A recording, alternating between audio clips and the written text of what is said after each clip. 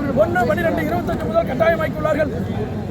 அதை கட்டமைப்பு வசதிகளை மேம்படுத்தாமல் திறமை வாய்ந்த ஊழியர்களை நியமித்திடாமல் கொண்டு வரக்கூடாது என்பதுதான் எங்களுடைய நோக்கம்.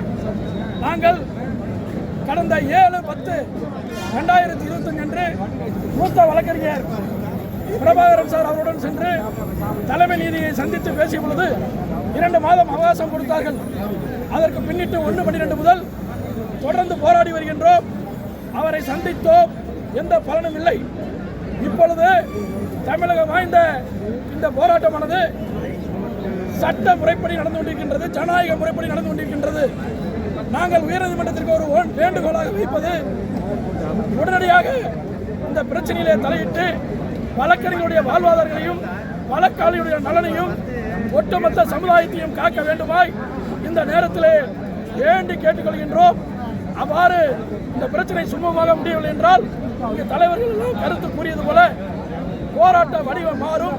நிச்சயம் எங்கள் போராட்டம் வெற்றி பெறும் என்று கேட்டுக்கொள்கின்றனர்.